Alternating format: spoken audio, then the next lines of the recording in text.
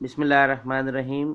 अस्सलाम वालेकुम students. In the previous lesson हमने देखा कि एनर्जी किस तरह से एक फॉर्म से दूसरी फॉर्म में तब्दील हो जाती है।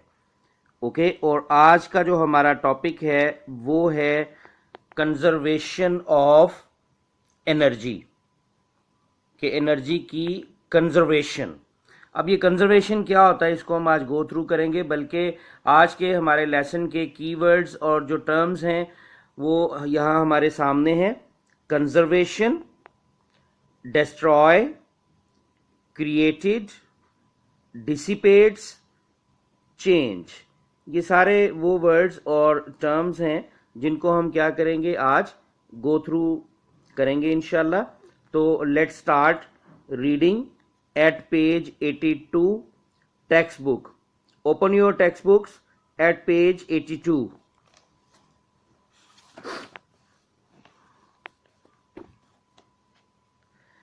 About 100 years ago, a few scientists performed some experiments and they conclude that energy cannot be made nor it can be destroyed, but energy can be changed from one form to another, and this fact is known as the law of conservation of energy.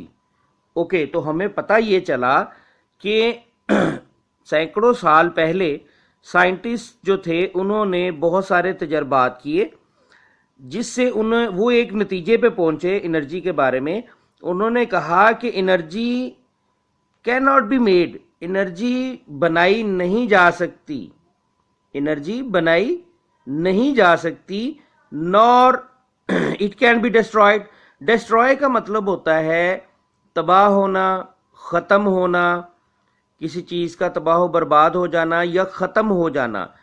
तो उनका ये इस नतीजे पे पहुंचना कि energy ना तो बनाई जा सकती है और ना ही ख़त्म की जा सकती है, लेकिन उन्होंने कहा कि एनर्जी को क्या किया जा सकता है, बस एक फॉर्म से दूसरी फॉर्म में तब्दील किया जा सकता है।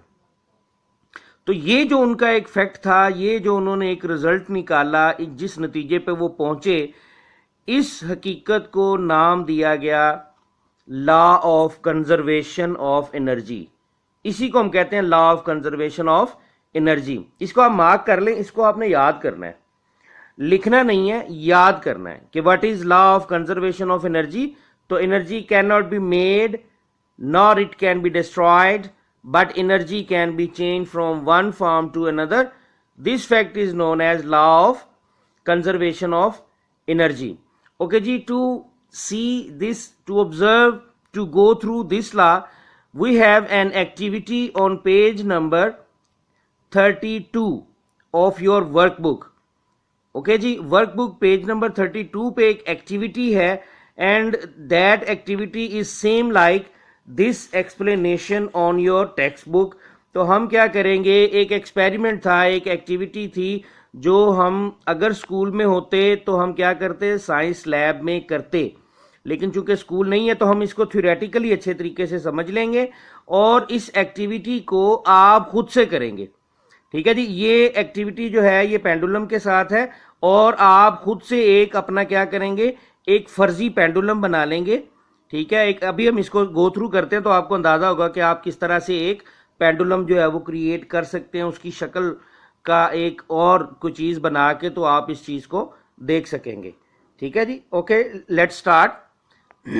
Consider a pendulum a hanging ball. Pendulum क्या है, एक हैंगिंग बॉल होता है, ये लाइक दिस, इस तरह से। Here is a picture, here is a diagram in front of you, swinging back and forth।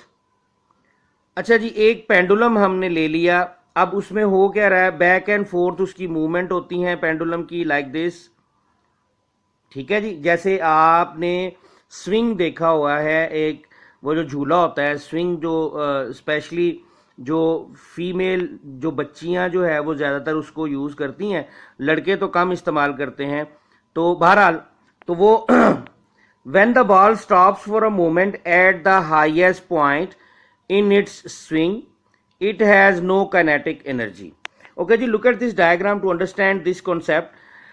Pendulum जब अपनी रेस्ट पोजीशन में है लाइक दिस, यहां पर अगर है तो इस वक्त जो है इसको अगर हम यहां पॉइंट, इस पॉइंट पे जब हम लेके आते हैं तो इस पॉइंट पर क्या है, उसकी कोई काइनेटिक एनर्जी नहीं है, zero. It has zero kinetic energy. Okay जी. तो इस पॉइंट पे क्या है, इस पॉइंट पे उसकी जो पोटेंशियल एनर्जी है वो मैक्सिमम होगी. देखिए ना, जब आपने क्या किया कि जब बॉल इस पोजीशन पे होगा तो उसकी पोटेंशियल एनर्जी हाइट की वजह से क्या होगा, मैक्सिमम होगी. ठीक है, और काइनेटिक एनर्जी जीरो होगी. ठीक है जी. And when it comes down at the lowest point on it swing, अब स्विंग लेते हुए जब ये यहां पे आ जाता है तो इट्स स्पीड इज ग्रेटेस्ट. तो इसकी स्पीड सबसे ज्यादा तेज, मैक्सिमम स्पीड होगी उसकी उस वक्त. तो here the pendulum has no potential. अब यहां पे पोटेंशियल एनर्जी नहीं होगी उसमें, यहां पोटेंशियल एनर्जी जीरो हो जाएगी. तो यहां पर ओवरऑल उसकी जो एनर्जी होगी वो काइनेटिक एनर्जी होगी. ठीक है जी. और यहां पर वो स्टॉप भी नहीं करेगा. The pendulum keeps swinging changing the forms of energy.